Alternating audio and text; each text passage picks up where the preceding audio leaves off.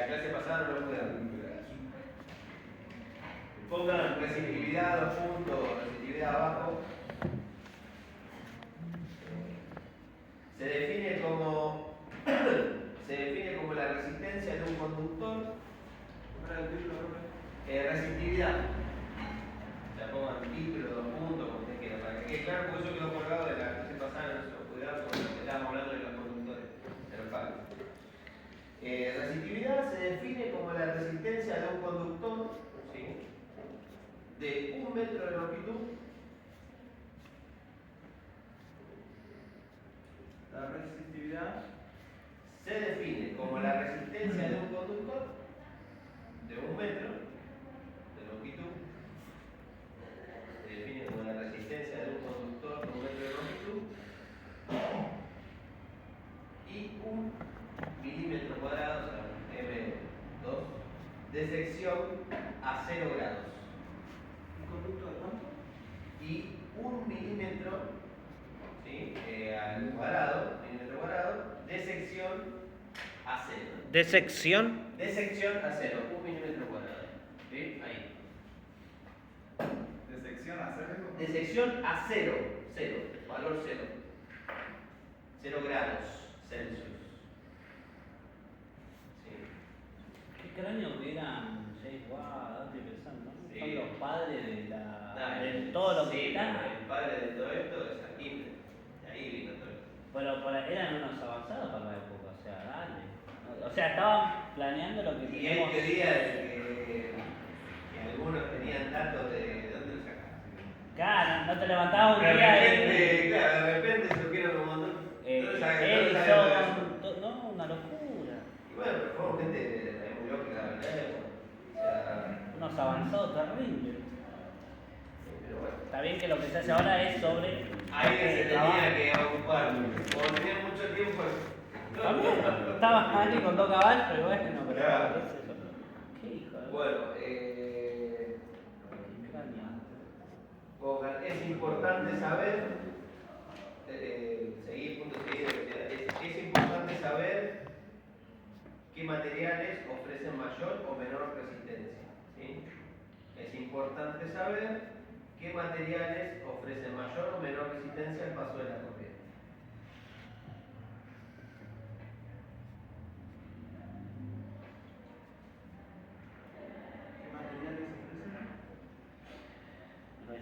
¿Qué materiales nos ofrecen mayor o menor resistencia al paso de la corriente? Mayor o menor resistencia al paso de la corriente.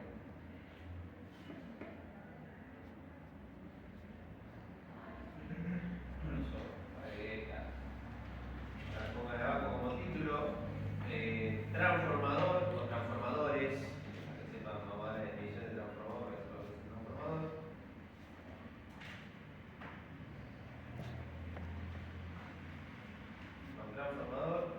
El transformador consiste en 2 bobinas muy cerca entre sí.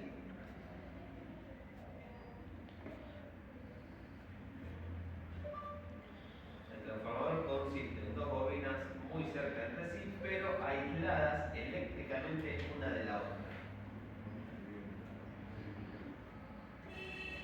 Pero aisladas entre sí, pero aisladas eléctricamente una de la otra. Muy cerca entre sí, ¿no? Claro, muy cerca entre sí, pero aisladas eléctricamente una de la otra, o una de otra.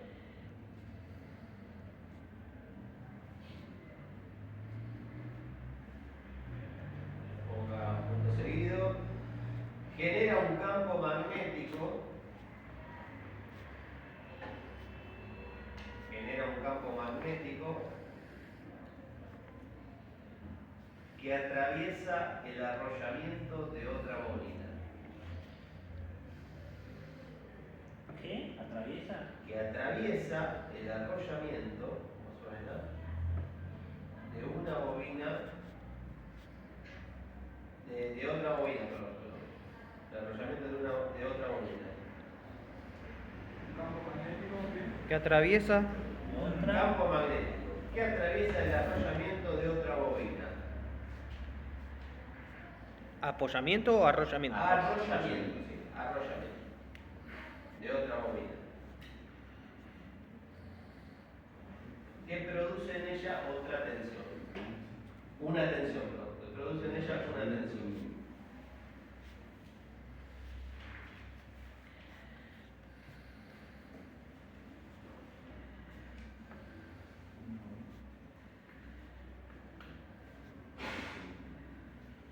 Y pongan abajo como definición final de esto, la capacidad de los transformadores se expresa en kVA.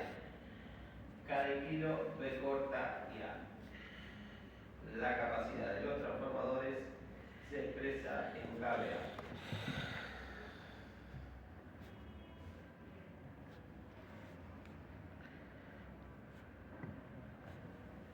Ya que es independiente del factor de potencia. ¿Se expresa como? kVA. Cada kilo B corta y A. ¿Sí? Cuando hablamos, después lo vamos a hablar. Cuando hablamos de kVA, PA es Volt-Ampere, ¿sí? Por el factor de potencia. Y esto sería un Volt-Ampere. 1000 Volt-Ampere. Se expresa en kVA. En kVA, ya que es independiente del factor de potencia. Yo digo como los hacen, hacen un bobinado que tiene una potencia, después le ponen unos cartones y tiene otro bobinado que da otro voltaje. Aquí está el factor de Transformador. factor de potencia. Al menos los que están colgados en los postes. Y tiene un aceite también eso que hace que. Los transformadores tienen placas. Sí, sí, sí. Tienen placas. Por eso cuando eso lo explicaba en la primera clase, cuando el factor de potencia se ve perjudicado porque hay electricidad reactiva o como se dice impura, ¿sí? En la jerga que se dice electricidad impura que se está consumiendo de una manera poco eficiente, revientan los transformadores. Pasa mucho en el barrio que revientan los transformadores de barrio, como es una manzana, tenés 400 almacenes en una manzana, ¿sí? Que están produciendo, están consumiendo, mejor dicho, una electricidad reactiva distinta. Entonces hay que hacer una corrección de factor de potencia, hacer un cálculo con el coseno phi y se hace la corrección con capacitores, con un banco de capacitores. Sí, se nos contó la clase pasada. También vi cómo hacían, ¿viste? Los cositos de cerámica que tienen para evitar los arcos eléctricos, la forma que tiene. Sí, está tipo de cerámico, de ¿cómo se llama esto? muy interesante también. Porque Los cuando que- llueve el los agua que cae. son tipo de cuarzo, pero de otra manera no me acuerdo ahora. Pero sí. Corrigiendo cuando llueve que no haga algo eléctrico, No, porque. kilómetro. Porque tenés mucho. Hay mucha ingeniería eso, no sé qué se No, da. lo que pasa es que el cable de media tensión o de alta tensión no tiene aislación. El alambre Filamento. no tiene un. Están ensambladas, son varillas. varillas preensambladas. Sí. O sea, vos tenés varillas mayormente de aluminio, esa para alimentar de trapo son varillas de aluminio preensambladas, vos las cortás así, mirás y tiene varias varillitas. Y eso hace una resistividad, una conductividad mejor para ese tipo de aplicaciones de media tensión a baja tensión. Imagínate si tienen que usar a largas distancias el cobre.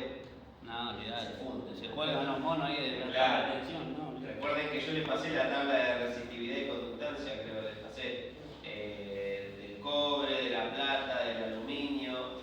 ¿Cuál ¿Es era? aluminio entonces? La aluminio era la más baja, una de las más bajas. Primero era la plata, de conductividad, a lo mejor es la plata. Pues el bueno, cobre. nada. Después el cobre, después el oro y después el aluminio. ¿Sí? Bueno, pusieron, ¿no? La capacidad de los transformadores se expresa en kVA porque es independiente del factor de potencia. ¿Sí? Y como término final, el transformador reductor es aquel que reduce el voltaje. Y el elevador, justamente, es el que lo eleva. Al lógico del orden. ¿El transformador? Reductor es aquel que reduce el voltaje, ¿sí? Y el elevador es el que lo eleva. Eso para que quede claro. Bueno. ¿Cómo es cada dos? Uno es reductor para reducir la tensión, ¿sí? Y el otro es elevador para elevarla. Bueno, abajo de todo eso de lo que les acabo de decir, pongan así como título nuevo tema, instalación eléctrica domiciliaria, y pongan este cuadro. ¿Sí? ¿Me querés sacar foto? Bueno, sáquenle foto.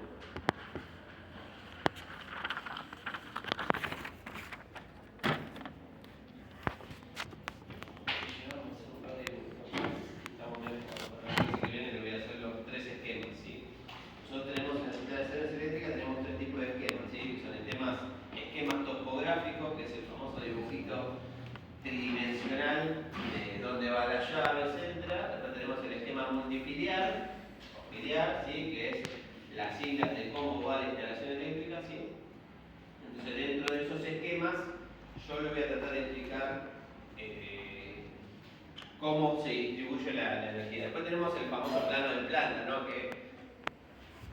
marca dónde están las bocas de iluminación.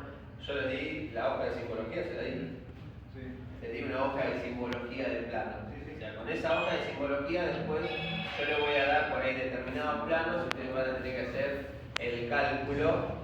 A ver, te doy un plano y en ese plano hay 3 habitaciones, 2 habitaciones, living, comedor, y en el plano no te dice qué es un toma, no te dice esto es toma, esto es una luz, un punto, esto no te dice, está toda la simbología. Entonces ustedes van a tener que identificar qué es lo que tienen. Con la simbología, van a tener la simbología, mirar el plano y ver qué tienen. Y ahí sacar los posteriores cálculos para poder hacer los tableros, para poder hacer justamente la instalación domiciliaria. Cuando nosotros hablamos de instalación domiciliaria, estos 5 o 6 puntos se puede decir que hay que considerarlos. Una instalación eléctrica es confiable porque cumple un objetivo a través del tiempo. O sea, estos son lo fundamental de por qué hay que hacer una instalación eléctrica domiciliaria correcta. Confiable, cumple el objetivo a través del tiempo, la mano de obra es calificada, o sea que alguien tiene que saber el tema. Los materiales siempre tienen que ser adecuados y de calidad, que es lo que hablaba con los chicos de la clase pasada, en la clase que terminó recién, que hay mucho cable dando vuelta afuera, ¿sí? Y hay que tener cuidado con eso. Más acá que vos trabajás en Pirelli, ¿no? ¿Hacen cables ahí? No, nosotros ¿No hacen cables? Pirelli Pirelli no hace matadero. Caucho. Pasa que hace como 10 años, Sí. por una decisión comercial, Pirelli decidió solamente quedarse con el nombre para las cubiertas. El cable deja de llamarse Pirelli y se llama Prisma. Bueno, El cable agarrás un matadero. cable. Ese cable es un cable que está normalizado, cumple con la Con reír, y toda la y vos te das cuenta de la hilación, si vos ves la hilación. Bueno, a eso quería llegar. Un cable de Prisma o Pirelli, vos agarras un cable de Pirelli, ¿sí? Y agarras un cable no normalizado con toto comprado en un container, donde sea, y vas a ver, sí, para ti, sí, vale.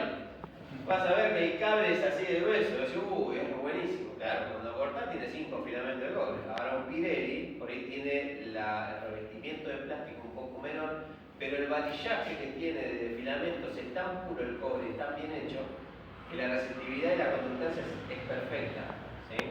Entonces hay determinadas empresas que ahorran, como empresas como esa, Pirelli y otras, que invierten, mejor dicho, en lo que es el cobre para una buena conductividad y un buen cable, y no tanto en el plástico, y hay otras que justamente se ahorran guita y usan más plástico y menos cobre, ¿sí? Eso es un problema porque es peligroso, porque vos compras una sección confiado de 4 milímetros y resulta que cuando haces el tiraje ahí de tensión termina convirtiéndose en uno de 2,5. Entonces necesito comprar al cliente en vano, necesito comprar un cable de 4 milímetros barato, cuando en realidad a vos para la aplicación que vas a hacer no te sirve. Entonces siempre que hagan tendidos de cables largos mayormente, compren cable bueno, mínimamente normalizado, mínimo. No te digo un Pirelli porque hay gente que no lo quiere pagar, pero mínimamente normalizado, ¿sí? Con la leyecida y todo eso, ¿sí? Que tengan garantía de lo que ustedes están llevando. Porque en una caída de tensión no es joder. Imagínense que tienen que hacer el tendido de vuelta. Entonces ahí no la pueden dibujar, tienen que hacer cosas bien. Ahora, pero que tengo que hacer una instalación en un lavadero, lleva 2 luces y va conectado a un lavarropa y bueno, todos hemos usado cable de ferretería. Para diferentes aplicaciones se puede utilizar, no va a pasar nada. Ahora, que en el lavadero no haya secarropa, lavarropa y 10.000 cosas más y un horno eléctrico ahí tirado, o sea, porque ahí estamos hablando de otra cosa. ¿Sí? Ustedes con los conocimientos evalúen si saben que va a rendir ese cable o no. O sea, ustedes a lo largo del curso se van a dar cuenta, si no, esto no puedo usar un cable, no pasa nada o no. Y con los valores de los cables, ustedes ya van a saber si es aplicable o no. Recuerden, un cable de 2,5 tiene un consumo aproximado de 18 amperes, ¿sí? Un cable de 4 tiene uno de 24 amperes, uno de 6 milímetros de 30, 32 amperes. Entonces, con esos valores ustedes ya van a saber. ¿Sí? Bueno, estético, es ordenado para la vivienda, flexible, se puede ampliar, modificar con facilidad, eficiente porque la energía se transmite con mayor eficiencia y esto es fundamental. Si nosotros no utilizamos productos de calidad como corresponde, vamos a ver afectado el flujo de electrones que va a ir por la carga eléctrica.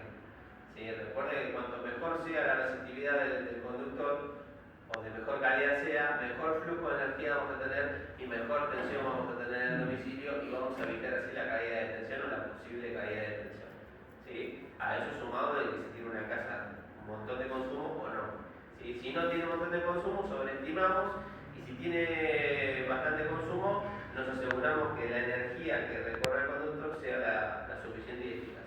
Y bueno, es simple porque es de mantenimiento sencillo. O sea, a lo largo de los años, ustedes se van a ir encontrando con diferentes trabajos que puede variar desde un cambio de artefacto, un cambio de ficha, o sea, no son cosas complejas. O sea, desde un cambio de térmica no es algo complejo, pero sí es fundamental que se haga. Hay gente, como hablaba un muchacho recién en otro curso, quiero hacer la instalación de mi casa. ¿Cuánto que tenés la térmica? No, hace 25 años. No, pero andan, ¿eh? Me dice. No, 25 años la térmica. No sé, prender una vela. No tenés oleadas, lo hiciste, ya no podés tener 25 años. O sea, estos mantenimientos ustedes, como les decía, tienen que ser. Ya sé que el dicho dice que haya que hacer arreglo, un primer palo, ¿no? O capaz que vamos a la casa y tienen los cables y colgados a la casa. Pero tienen que hacer el ejercicio de tener vida. Bueno, esto que quede claro. La clase que viene yo le voy a dar los tres tipos de esquemas, como le dije, voy a explicar los tres tipos de esquemas: esquema topográfico, esquema multifilial y esquema de plano. Son tres tipos de esquemas que ustedes tienen que saber a la hora de, ya sea realizar un proyecto nuevo de instalación o reconocer uno que van a utilizar, ya sea en obra, ya sea si hay un plano o no, o ya sea en una casa. ¿Sí? Hay determinados trabajos de obra que te piden los tres tipos de esquemas, o mínimamente dos. El de plano, que es el de obra, que tiene el famoso PowerPoint. El de plano es el famoso planito que parece que está hecho con AutoCAD, que tiene el plano de planta, que se llama, que tienen dividido ya sectorizado, todo así, ¿sí? Que tienen todo sectorizado, que viene con las puertitas, que te marca todo, que te marca todas las puertas, te marca las bocas y te marca la simbología, ¿sí? En cada plano. Esto es esquema de plano. Después tenés el esquema topográfico, que es el que tenés que hacer tridimensional, ¿sí? Que es el sector tridimensional, con la puerta acá, etc. Sí, ya correcto. Que hacemos el esquema acá y ponemos que acá va la lámpara y acá va la llave, bueno, etc. Ese es el esquema topográfico. Después tenemos el esquema multifilial, que es donde marca cómo va el tablero y cómo va la instalación, ¿sí? Desde un tablero hacia otro. De estos tres esquemas vamos a ver la clase que viene, y de ahí ya vamos a ver si empezamos a hacer los circuitos de